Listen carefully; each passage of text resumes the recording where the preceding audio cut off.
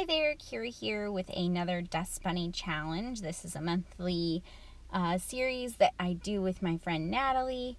I will link her channel below. But basically this challenge is to grab some older supplies from your stash and use them on a layout. So we've been focusing kind of on 6x6 slash 6x8 paper pads, but I've kind of branched out a little bit. But I think Natalie has kind of stuck to the 6x6, 6x8. So I decided to go back into my paper pads and pull one out for this layout. So I'm scrapbooking this photo of my two boys. This was actually for our Mother's Day photo shoot, but that's not what this layout is about. And the photo has kind of like some oranges from the outdoor pavers and some green and some dark blue. So while I was looking through my paper pads, I stumbled upon this Halloween themed one. I think the collection is Spellcast. It's an older collection. I got this paper pad at Tuesday Morning a while ago, and I haven't done anything with it.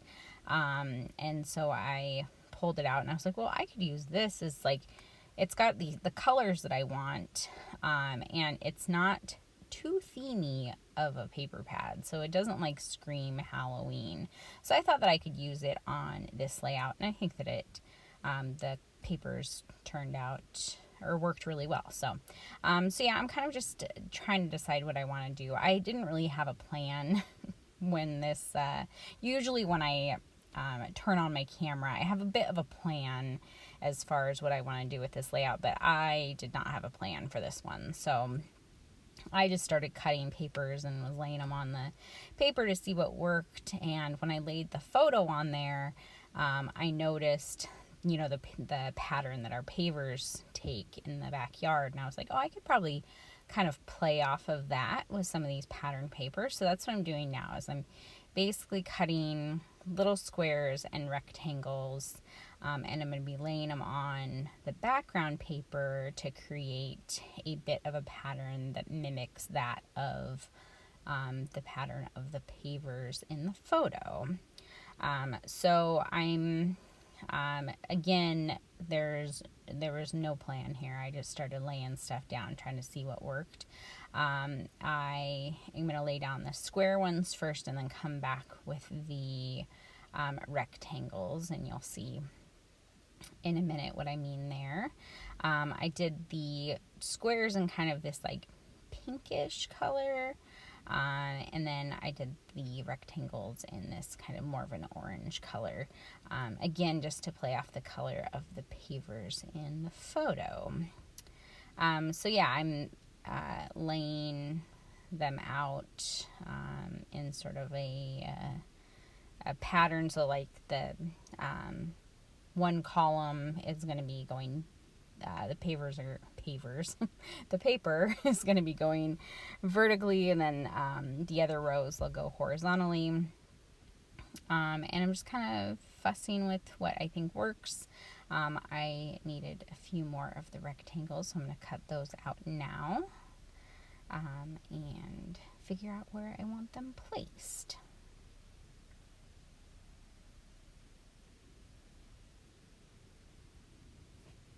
And I'm sort of liking how that looks. I wanted like some empty space, so it wasn't just like a full page of this pattern. I wanted to kind of keep some of that white space.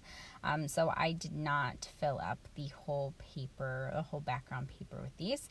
And then I decided that I wanted some of them kind of off of the page. And I cut out all of the adhering down. I didn't think you guys needed to see that, but I've got them all adhered to the page, and then I'm just going to trim off the excess from the edges here. And there you have my background.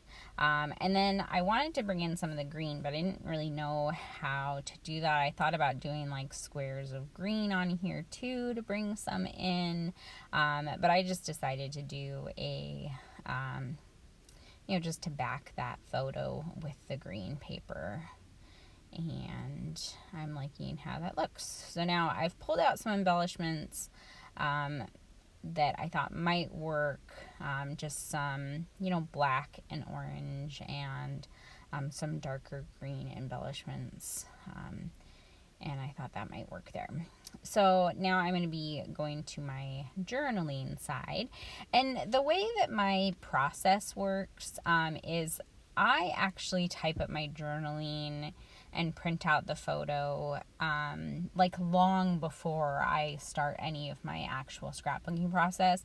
So this photo and journaling page has been sitting on my desk for, well, it's a Mother's Day photo, so probably since about the end of May or June, and now we're in August. So a lot of my scrapbooking pages, they kind of sit there just waiting for me to do something with, and I just grabbed the first thing I saw today and decided to start scrapbooking it. So the journaling is already done, and I had already formatted it and stuff. So there was a big empty spot at the top that could be for the title or whatever. But it was a very large gap at the top. You can see that it's about 2 inches of blank space there. So I decided to pull in some more of like the tiles to the top of this page. That's just what I'm doing now, adhering those down just to make it a little bit more cohesive, and to not have such a big spot of white space there. So I've got some of that there. I'm building a little cluster at the bottom, and I will add to that cluster at the end of the video too. I'm going to trim off some of these tile pieces at the top. And then I thought that, like, my original plan, I was like, oh, I'll put a label at the top of this with the title on top of the label. And that is what I end up doing, but you'll see I kind of switch things around here in a minute. So I was going to use this orange label, and I was just going to put that up there. But then, and you'll see, like, so I'll put this little butterfly here, but it just ends up being a lot of orange at the top and not any of the other colors. So I will change that label so it kind of... Yes, it's, well, here I'm not changing the label yet. I actually wanted to put, because I didn't like how it kind of cut off the these little tile pieces. So I ended up putting another piece under there, and then I'm going to work on this embellishment over here. The